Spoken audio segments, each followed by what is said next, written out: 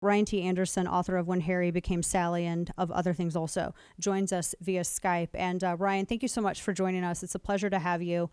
And I mean, correct me if I'm wrong, but from what I understand of you and from what I've previously read of your work, you're very thoughtful. You have a very thoughtful approach, a very academic approach to these issues, and you're not purposefully incendiary. It wasn't a book that you set out to write to ridicule or to mock or to in any way be insulting, but genuinely curious and with a heart for really having an honest discussion of this issue that America is grappling with right now, that we saw on the floor of the House yesterday.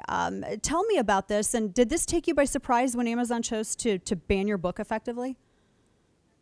Yeah, thank you. That's exactly what I had set out to do. I wanted to write the type of book that I could give to one of my liberal classmates from Princeton. I was an undergrad at Princeton. Almost all of my friends for those 4 years were left-leaning. I wanted to write the type of book that would persuade them that they might want to have second thoughts before they place their child on puberty-blocking drugs, right? Before they think that the best solution for gender discomfort is hormones and surgery. So I was shocked on Sunday afternoon when someone trying to buy the book at Amazon, reached out to me to say it's not there anymore. They had been selling it for 3 years. The book hasn't changed during those 3 years, so I don't know why it now violates a content policy. And they won't tell us which aspect of the policy it violates or which page of the book, committed the infraction. So it's an entire black box in terms of what did the book get wrong? Why was it objectionable? We have no idea. And they're not going to put it back, as best we know. They're not going to replace it or continue or go back to selling it, listing it again on Amazon either, correct? Well, we don't know. They won't tell us. I mean, they won't even say, what revisions we have to make to get back on their shelves. There's been no explanation. All they will say is refer to our content policy. So we've read their content policy. We don't think the book violates the content policy. They won't tell us how it violates it, where it violates it. So it's a very distraught situation. Right. And this prevents genuine discussion of this issue. You just mentioned, the puberty blockers and the hormones, and we had a headline. And this might seem a silly comparison, but I think it does go to show just what is prioritized in our politics and what isn't. I mean, there's going to be a legislation proposed about regulating the sturdiness of furniture. But yet, from everything that we know with regards to hormones and transgenderism, there's no regulation towards giving hormones to minors for any kind of progression towards, changing their sex. There's no regulation of that. And apparently we can't have discussion of the dangers of hormone abuse either. That's exactly right. In the United States, there is no government oversight for this whatsoever. There's no regulation. It's entirely lawful to place an 8-year-old child on puberty-blocking drugs and to block puberty indefinitely. And then let's say that's an 8-year-old boy, to then put that boy on estrogen in his teenage years and to then perform surgery. In the UK, the court just ruled several months ago saying that they could no longer do this to minors without explicit court permission. And the reason why was that there had been a 17-year-old girl that went on testosterone that then had surgery and now in her 20s regretted it and said, why did adults do this to my body when I was still a child?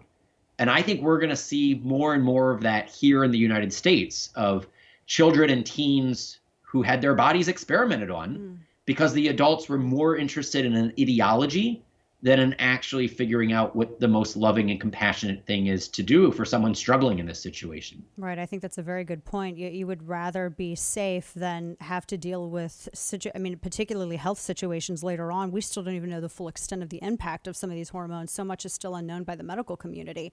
And to play around with this, there's a difference between somebody being an adult and choosing to do something like this, whereas a minor that can't even enter into a contractual agreement or get their ears pierced without their parent being there and signing a form, having them undergo something like this.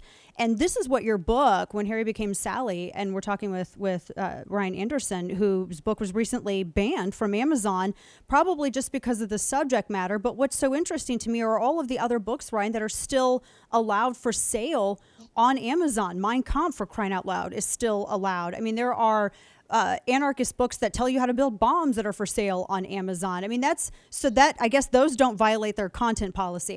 That's some content policy. Yeah, I mean, and that's just the question here. Like, what is the actual standard? Can you articulate the standard? And then are you going to apply the standard evenly? Because right now, what it really looks like is we don't like your viewpoint. It's not how you say it. It's not how rigorously you defend it. It's not how charitably you present it. It's that you come to a conclusion that we don't like. And particularly during a week when there was a political battle, right? There was a legal vote happening. And, the timing of this is awfully suspicious. Yes, and didn't they? From what I have on my notes, they also recently changed. Amazon recently changed their policy, certain content and other inappropriate content, but yet they still didn't really provide any kind of sufficient explanation for what that is. But as you said, very conveniently, your book just happened to fall right underneath that as it is. Yeah, I mean, their content policy, one, it says that they will reach out to authors and publishers before they remove books. They didn't do that. They removed the book, and then it took them 2 days before they even responded to our request to find out why they removed it.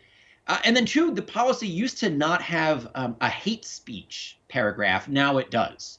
Wow. And so we're wondering, are they labeling this book hate speech?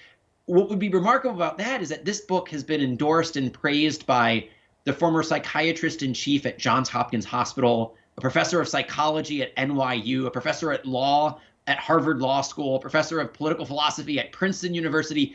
This book comes with some pretty stellar academic support. And it would be just shocking if all of those institutions actually had endorsed a hate book. Right. So we really need to know from Amazon, what's the standard here? What's going on? How frightening is that? That now simple discussion or questions or any kind of contrary viewpoint is defined as hate speech just to shut down any discussion of it. I mean, I fear for where we're heading as a country if that's going to be the new norm. Yeah, and I think that's a very valid fear to have, because there are so many issues that Americans disagree about.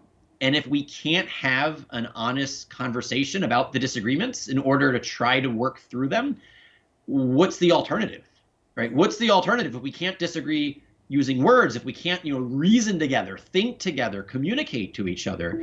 All of the alternatives strike me as much worse than just being able to exchange ideas and arguments, right? And if we're going to try to find some way to peacefully coexist while disagreeing, that means we need to have space to give voice to those disagreements. Yes, historically, the people who have always tried to shut down any discussion of those disagreements or stop books from being sold, banning books, they've never really been on the right side of history. I mean, just looking back in time. We're speaking with Ryan Anderson, his book, When Harry Became Sally. Now, last question for you, Ryan. From what I understand, your book is still available for sale at other booksellers, and is actually, because of this controversy, a lot more people who maybe didn't hear about it the first time around, now they have, and they're going out and purchasing this. And so your book is actually it had the opposite intended effect. It's doing quite well. Yeah, I'm lucky that I am high profile enough that if Amazon removes my book, people hear about it and they buy it at Barnes & Noble, they buy it directly from the publisher and Counter Book. What we should be concerned about is all of the other authors who might not be as high profile, if their books get removed and we never hear about it. Yeah. We should be concerned about the authors right now and the publishers right now who are having second thoughts about writing a book that might be controversial, about publishing a book. I mean, the chilling effect of this is that when the bookseller who sells the majority of books in the United States starts delisting books, authors and publishers are going to think twice before writing something that might put them on the wrong side of the censors.